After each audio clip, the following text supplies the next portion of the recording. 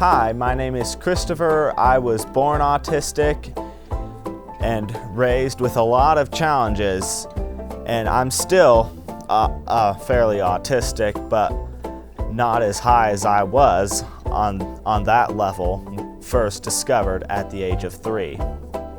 And I'm Amanda. I am Christopher's mom. And Christopher, when he was born, we felt something special about him. We knew this was a unique child, but we didn't know just how or in what way. And at the age of 3, when he still had never said mommy or daddy, he had never said hi or bye, yes or no, we didn't know what was wrong. He wasn't talking at all. And he began to have many other challenges. He was very upset and agitated and began to demonstrate activities and behaviors that we'd never seen before. So we had him evaluated at that time by a physician, and we discovered that Christopher's communication skills and understanding were at the level of a 6-month-old. So we knew we had a lot of challenges in front of us. And when I first found this out, I thought it was a tragedy. But what I've come to discover in the process is that sometimes the things that you think are a tragedy are actually the very things that are going to bring miracles into your life, that are going to reshape you. And in our case, this brought a wholeness to our family that we had never experienced before. It brought empathy to our hearts, and nothing shaped me more in my mothering skills, in my teaching skills, than working with Christopher. And it was all a positive change. And that is not to say that there were not many, many challenges and obstacles along the way. But I think of water. The obstacles are actually what bring power to water. And that is what this story has done for us. And so I'd like Christopher maybe just to tell a little bit about his first word and some of the things he remembers. Well, I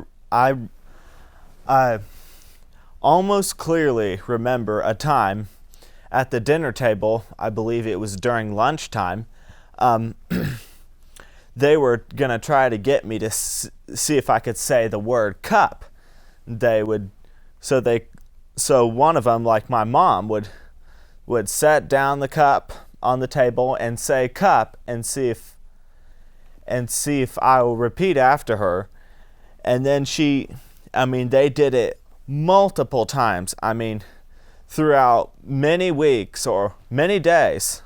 10 times, 20 times, up to 1,000 times if you'd say it. Until I finally said that first word cup, and that's what brought the first victory. Yes. And when it first happened, I remember driving home from the doctor and saying the things that probably every parent says. What does this mean? Is he going to get married? Is he ever going to talk? Will he have a job? All the things you wonder, you picture your child turning out a certain way. And my husband said, I don't think we need to put him in a box of what we think is normal. We just need to know who God made him to be. And he said, there were people in the Bible that I just doubt they were like everybody else. Let's take John the Baptist, for instance, or Elijah. These people weren't your ordinary people. And he said, let's not inhibit what he is supposed to be by trying to picture a normal. And so I tried to do that. I tried to get that out of my mind. And I felt the first place that we needed to find was a place of connection. Connection is everything. In order to have a marriage, a family, a community, we've got to be able to communicate. But often we get fixated on verbal communication, and we don't realize there's other types of communication. So for instance, if you have a 3-month-old baby lying in the cradle, you look in that cradle and they're blowing raspberries at you and saying blah, blah, blah, and you start doing it back. you're communicating with that baby, and they know that you love them, and they feel that coming up from them, and you feel it.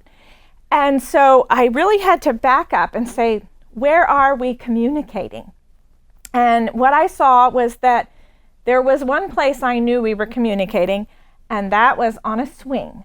So we began to take Christopher out on the swing almost all day, every day. And we would take turns. My husband would push him, I would push him, his siblings would push him, because Christopher was our 5th child. We now have 8. He was our 5th child, and so we all began to push him on the swing. Yeah, and every time I would be pushed by the swing by someone like my brother Zachary, who's 2 years older than me, I would think it was like the funniest thing I've ever experienced to go so high on the swing. I mean, every time I'd be pushed, I would just laugh and laugh harder and harder. That's right. And he was happy. But more than that, he would look at us. He wanted to make sure that we were going to push again.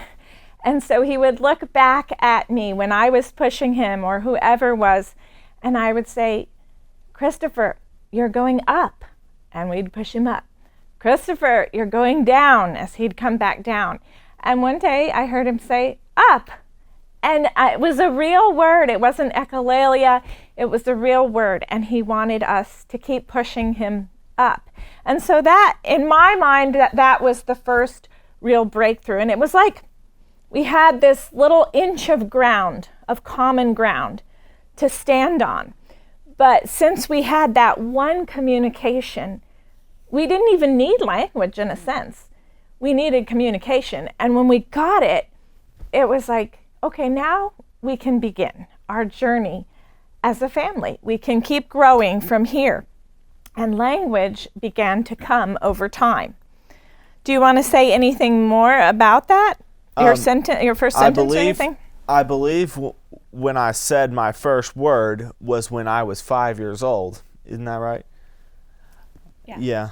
Mm-hmm. Intentional word, yep. I remember experiencing a time when we were out on our front wooden porch of our mobile home, and we were gonna see if we were gonna take. Someone was gonna see if they could take a picture of our chocolate Labrador Retriever Doobie under a chair. And so they tried putting the chair over Doobie and see if she could lie down under it, but instead the chair was stuck on her back, so allowing her to ride away with it, and that so shocked me. It surprised me. I thought it was kind of funny, and I ran inside, like up to my mom, inside to my parents, and said my first sentence, "The doggy is under the chair." And boy, my parents were so excited. I mean, they were overjoyed, deeply moved by just the first sentence I said, I believe, when I was about 6 years old. Yes, that was the first time he'd ever said anything that meant anything. And we were moved to tears, and we knew we'd had another breakthrough. And that's really what the whole journey has been about. And the thing that I often say is we had such a narrow view of healing and expectation when we started. We thought healing was for him to be just like us. But healing is wholeness. And we didn't need him to be just like me or just like his sibling Zach. We needed him to be who he was meant to be. Just like a piccolo doesn't need to be a bassoon in an orchestra. We need different angles. We need different voices.